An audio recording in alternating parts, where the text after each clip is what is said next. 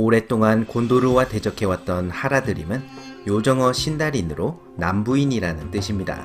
굉장히 포괄적인 그 이름에서부터 알 수 있듯이 곤도르와 모르도르 남부의 땅에서 온 이 인간들에 대해서는 많은 것들이 알려져 있지 않습니다.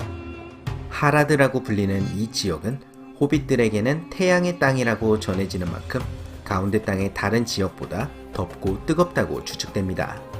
낙타와 무막의 고향이니만큼 사막과 평원이 펼쳐져 있겠지만 원숭이들이 서식하는 어두운 숲도 존재하는 다채로운 지형의 땅이었을 것입니다. 오랜 세월 동안 하라드에는 크고 작은 세력과 왕국이 세워지고 멸망했겠지만 그 역사에 대해서는 자유민족과 엮이는 단편적인 정보만이 알려져 있습니다. 곤도르에서는 자신들과 가까운 북부 지역을 근하라드, 먼 남부 지역을 먼 하라드라고 불렀을 뿐입니다. 근하라드의 인간들은 갈색 피부에 검은 머리카락과 어두운 색의 눈을 가졌습니다. 반면에 먼 하라드의 인간들은 검은 피부에 하얀 눈과 빨간 혀를 가졌는데 곤도르인들에게는 생소한 그 모습이 마치 트롤과 인간이 반쯤 섞인 듯이 보였다고 합니다. 하지만 곤도르인이나 하라드림이나 그 기원은 거슬러 올라가면 다른 모든 인간들과 마찬가지로 제1시대가 시작될 때 머나먼 동쪽의 힐도리엔에서 깨어난 최초의 인간들에서 시작됩니다.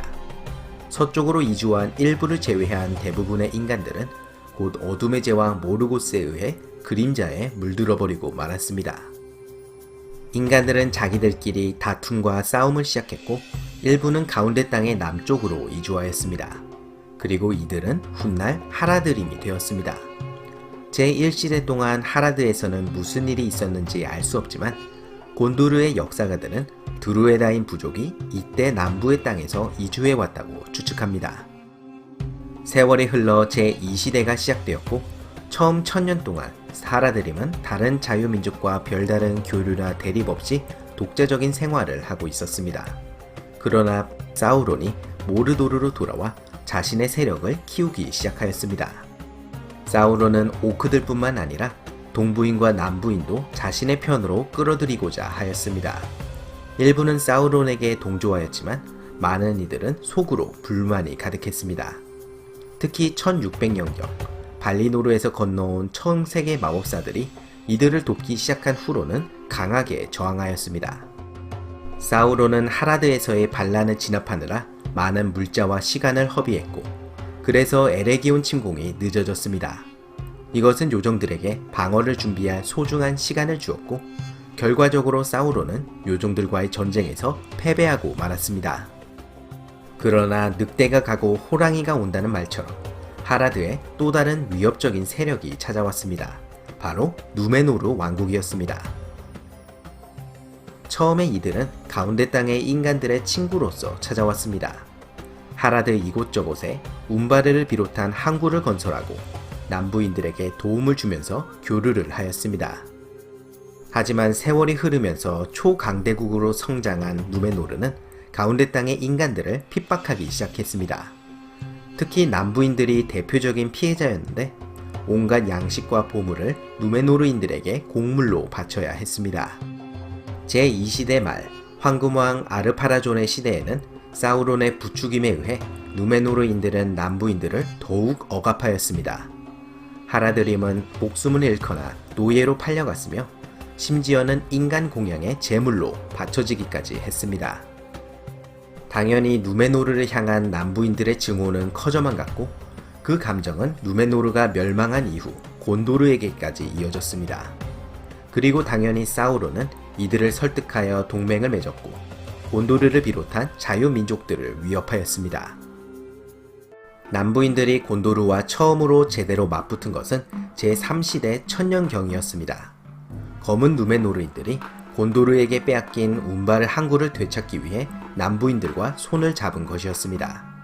하라드인들의 맹렬한 공세에 곤도르의 14대 왕 키란딜은 전사하고 말았습니다.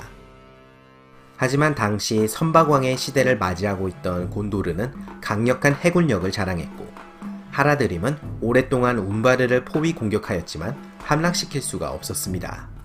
곤도르의 15대 왕 키랴헤르는 때를 기다렸다가 육지와 바다로 동시에 북쪽에서부터 남부인 군대를 급습하여 철저히 괴멸시켰습니다.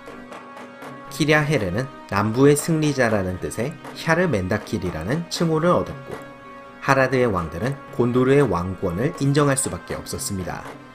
샤르멘다킬의 오랜 재위 기간 중에 곤도르는 최전성기를 누렸습니다. 하라드의 왕들도 신하의 예를 표했으며 그의 아들들은 볼모로서 곤도르로 보내져야 했습니다. 하지만 세월이 흐르면서 곤도르는 점차 쇠퇴했고, 특히 곤도르의 내전에서 패배한 반란군 세력이 운바르를 점거하면서 하라드에 대한 곤도르의 통제력이 느슨해졌습니다. 하라드의 왕들은 운바르의 반란군과 손을 잡고 곤도르에 대항하였습니다. 훗날 운바르의 반란군은 곤도르의 공격에 의해 제거되었지만 얼마 후 벌어진 동부인들의 침공 때문에 곤도르는 운바르에서 철수할 수밖에 없었습니다. 곧 운바르는 하라드의 수중에 떨어졌습니다. 한편 하라드에는 또 다른 전쟁이 벌어졌습니다. 동부의 강대한 세력 전차모리족이 남쪽으로 세력을 넓혀가면서 그 도중에 칸드의 부족들과 다툼이 일어났습니다. 거기에 하라드까지 가세하면서 큰 전쟁이 일어난 것이었습니다. 하지만 뚜렷한 승자를 가릴 수 없었던 세 세력들은 평화협정을 맺었습니다. 뿐만 아니라 그들의 공동의 적이라고 할 수 있는 곤도르를 남북으로 동시에 공격하기로 약조하였습니다. 마침내 1944년 동부의 전차모리족과 남부의 하라드 민족은 곤도르를 침공하였습니다. 곤도르의 31대 왕 온도헤르는 전차모리족을 막기 위해 출정했다가 전사하고 왕의 군대는 전멸에 가까운 피해를 입었습니다. 하지만 왕의 친족이자 뛰어난 장군이었던 에아르닐이 이실리엔에서 하라드린 군대를 상대로 대승을 거두었습니다. 그리고 즉시 군대를 돌려 전차모리족을 급습하여 이번에도 큰 승리를 거두었고, 그렇게 곤도르를 향한 양동 공격 작전은 아쉽게 실패로 끝이 났습니다. 하지만 그 후로도 곤도르와 그의 동맹국을 향한 하라드의 공격은 오랫동안 계속되었습니다. 2758년 동부인과 덜랜드인이 대규모로 로한을 침공하자 남부인들은 그 먼 거리를 항해하여 아이센강에 상륙하여 그들을 도왔습니다. 2885년에는 곤도르를 침공하였지만 이실리엔에서 곤도르와 로한 연합군에 의해 저지되었습니다. 그리고 이 지속된 침공의 배후에는 언제나 사우론이 있었습니다. 사우론은 사자들과 첩자들을 파견하여 오랫동안 하라드 민족에게 곤도르에 대한 거짓말과 증오를 퍼뜨렸고, 왕들에게는 자유민족을 공격하라고 부추겼습니다. 다행히 청색의 마법사들의 활약으로 모든 남부인들이 사우론에게 동조한 것은 아니었습니다. 간달프 역시 남부를 방랑한 적이 있었지만 아쉽게도 남부인들은 간달프를 잉카누스, 즉 북부의 첩자라고 부르며 그를 배척하였습니다. 반지전쟁 시절에 이르면 사우론은 상당한 하라드림 세력을 자신의 편으로 끌어들였습니다. 3018년 사우론은 남부인 동부인과 연합하여 오스길리아스를 공격하였고 도시의 동부를 장악하였습니다. 안전한 도로를 확보한 남부인들은 모르도르로 진군하여 사우론의 군대와 합류하였습니다. 이실리엔의 곤도르 순찰자들은 이들을 급습하여 큰 피해를 입히고는 하였지만 이들을 완전히 막을 수는 없었습니다. 영화 속에서 프로도 일행이 목격한 검은 문의 동부인 군대도 사실 원작에서는 남부인 군대였습니다. 반지 전쟁의 최대 격전지였던 펠레노르 평원의 전투에서도 남부인들은 커다란 위협이었습니다. 하라드림만이 길들일 수 있었던 거대한 짐승 무마킬은 공성탑을 끌고 왔고 18,000명에 이르는 남부인들이 전투에 참여하였습니다. 영화 속에서는 하라드림이 무마킬만을 타고 등장하지만 원작에서 이들의 주력 부대는 신월도로 무장한 기병이었습니다. 이들의 지휘관은 붉은 바탕에 검은 뱀이 그려진 문양을 자신의 기치로 삼았습니다. 남부인들은 펠레노르 평원에서 로한의 군대와 가장 격렬하게 맞서 싸웠습니다. 검은 뱀은 분노에 차올라 로히림의 돌격에 맞서 싸웠지만 세오덴의 검에 쓰러지고 말았습니다. 하지만 여전히 하라드림은 수적으로 우세하였고 로한의 말들은 무마키를 보고 겁에 질려 감히 접근하지 못하였습니다. 남부인들은 무마킬 주위로 집결하였고 돌파력을 잃어버린 로히름은 큰 위험에 처하고 말았습니다. 하지만 다행히 아라고른이 곤도르 남부의 군대와 함께 도착하였고 하루 내내 지속된 치열한 전투 끝에 남부인을 포함한 모르도르 군대는 전멸하였습니다.